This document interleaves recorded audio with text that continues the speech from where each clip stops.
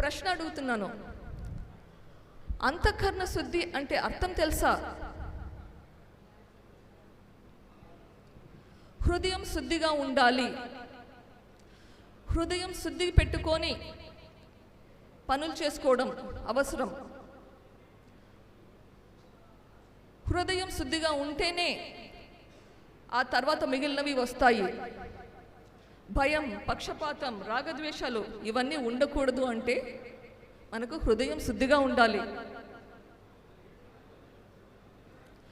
పరిపాలకుడిగా ముఖ్యమంత్రి పదవిలో ఉండగా మీ చిన్నాన్నను అతి దారుణంగా, అతి కిరాతకంగా, క్రూరంగా చంపిన వారిని వీళ్లకు శిక్ష పడేలా చేసే బాధ్యత ముఖ్యమంత్రిగా మీకుంది. ఇప్పటి వరకు ఆ దిశగా ఎందుకు పనిచేయలేదు?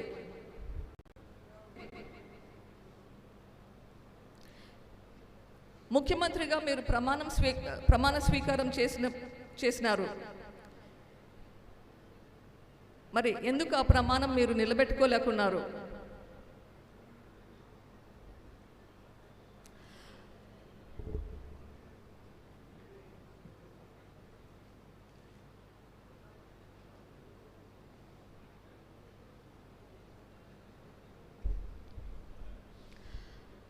నేరస్తులకు శిక్ష పడేలా పోరాటం చేస్తున్న నా మీద, నా కుటుంబం మీద అదే నేరం మోపుతున్నారు. ఇది సమంజసమా? నాకు, నా కుటుంబానికి సంబంధం ఉంటే మా మీద చర్యలు తీసుకోవాలి. అది మీ బాధ్యత.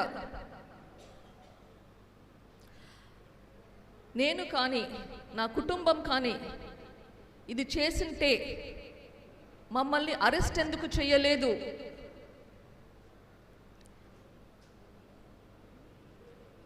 మీరు ముఖ్యమంత్రిగా ఈ గవర్నమెంట్ను నడిపిస్తున్నారు. ఇది సునీత కుటుంబం చేసిందని మీరు చెప్పడం ఎబ్బేటుగా లేదు? అధికారంలో ఉండి ఆరోపణలు వేస్తున్నారు.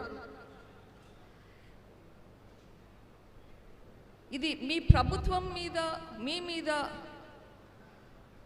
మీరు చేయలేని ఎవరికి కంప్లైంట్ చేస్తున్నారు? మీరు గవర్నమెంట్లో ఉన్నారు. ఇన్వెస్టిగేషన్ ఏజెన్సీకి కంప్లైంట్ చేస్తున్నారా? లేదా ప్రజలకు కంప్లైంట్ చేస్తున్నారా? ఆరోపణలు చేస్తున్నారు. గవర్నమెంట్లో ఉండి అది తప్పనిపించడం లేదా మీకు? మీ బాధ్యత మీరు ఎందుకు చేయడం లేదు? నేనైనా కానీ, నా కుటుంబమైనా కానీ ఇది law and order issue.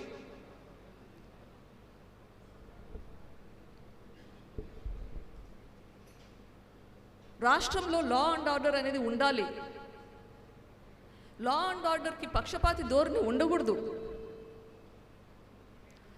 CBI వాళ్ళు ఒక న్యూస్ పేపర్లో ఒక అడ్వర్టైజ్మెంట్ వేశారు. ఎవరికైనా ఏదైనా సమాచారం ఉంటే, ఈ హత్య గురించి ఏదైనా సమాచారం ఉంటే అది వాళ్ళకి అందజేస్తే 5 లక్షల రివార్డు కూడా ప్రకటించారు.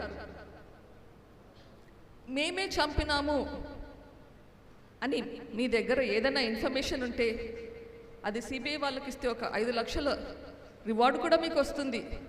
మరి ఎందుకు అది వాళ్ళకి ఇవ్వట్లేదు? ముఖ్యమంత్రిగా బాధ్యత మీకు లేదు? మీ బాధ్యత మీరు చేయకుండా ఎంతసేపు కెమెరాల ముందు వచ్చి మా మీద నిందలు మోపడం, ఇట్లా ఎందుకు చేస్తున్నారు? ఈ రాష్ట్రాన్ని మీరు పరిపాలిస్తున్నారు. ఇట్లా నిందలు మోపడం, మీ పని మీరు చేయకుండా ఉండడానికి మీకు సిగ్గుగా లేదు?